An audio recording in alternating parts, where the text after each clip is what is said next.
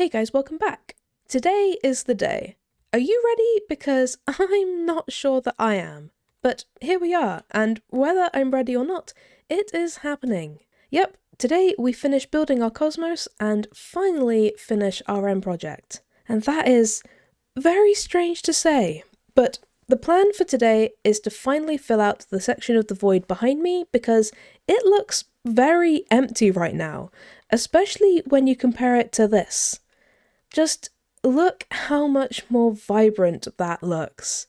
And by the end of today's episode, this whole project is going to look just as full and lively as this does. And I cannot wait. But I have to because, I have to actually build everything. But luckily for you, you don't have to wait. So I won't keep you. Let's just jump straight in.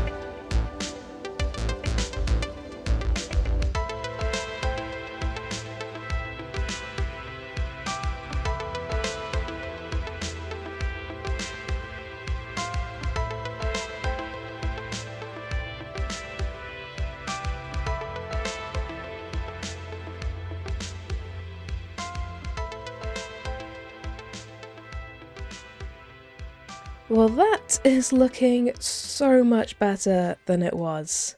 Our hub is now surrounded by planets and galaxies and all sorts of interesting things, and it looks so much nicer. I mean, our hub is no longer just floating alone in the vastness of the void. Instead, it's part of what feels like a thriving universe, and it feels so much more connected. I love it. But let me show you some of my favourite pieces from today, starting with what I've been lovingly calling the Christmas galaxy. And there isn't a huge amount to say about it, but I am very fond of it, and I'm not totally sure why. I guess it might just be that it's a bit different from most of the other galaxies I've built with its dual tones, but I really like it. Then we have our lush planet, which is very nice and is definitely the most like an actual planet with a viable ecosystem. I mean, there's plants growing here, and I just really like the overall vibe of this place.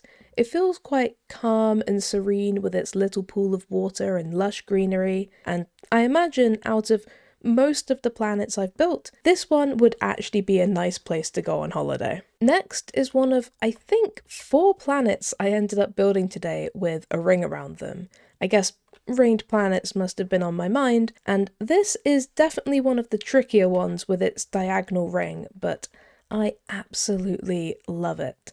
And while I do love all of my ringed planets, this one feels just that little bit more dynamic, and I probably also like it more because it was a bit of a challenge that I needed to overcome just to get the angle right, and I love how it looks now. Then we have our alien spaceship, and kind of like with the space station and the asteroid, this is a bit of a deviation from the norm of this place, but I really like it. It's got some nice futuristic thrusters on the bottom for navigation, and then an end crystal to kind of be like a sci-fi navigation system. I think Philza used an end crystal like this maybe in his Nether project, but I remember seeing it and thinking it was such a cool idea, so I decided to use it here as well. But I really like it. It's very simple, but it adds just that little bit of a sense that there's other life forms out there in this cosmos. I think this mini sun is one of the first planets I actually designed for here, but I never quite got round to building it, and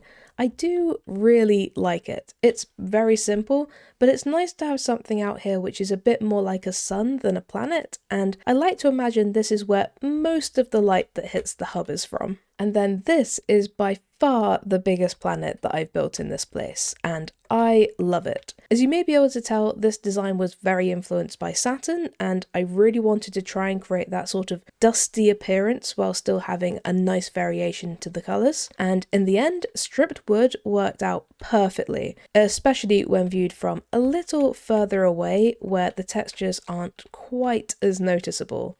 But I love it, and it's a little hard to see, but there are little stripes of the different colours slowly getting lighter towards the top and the bottom and darker towards the middle, and I just really like it. And it's also the only planet to have double rings, which I think it needed just because of its size, but it also gives it a little bit of a distinction, which I really like. And finally, this is my Chaos Galaxy. For pretty much every other galaxy, I really tried to match the colour of the light with the colour of the glass and make it all fit together nicely, but with this one, I decided to just go for white glass with a little bit of light grey and then use all the different frog lights to give it a bit more of a chaotic vibe where all sorts of different things are happening, and I love it. But then again, I love all of this. I know I've said it before, but I am so happy with how all of this turned out. The hub itself is obviously a huge achievement for me, and I love it,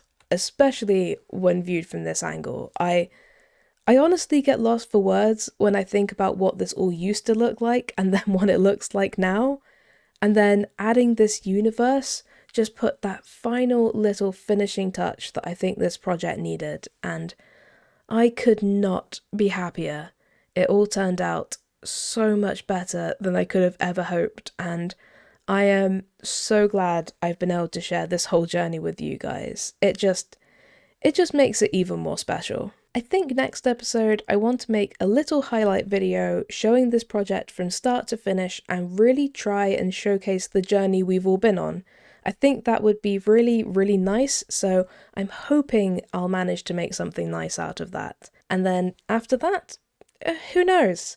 I don't think I'll go straight into another huge project. There are lots of little bits I'd like to do, so we'll probably tackle some of those while I try and work out what sort of project I want to do next. But in the meantime, just thank you all for coming with me on this journey and how much love you've shown for this project. It really means a lot to me, and hopefully I'll be able to make that showcase I mentioned and really show the transformation that we accomplished. But until then, thank you guys for watching. I hope you have a great day, and I'll see you next time. Bye!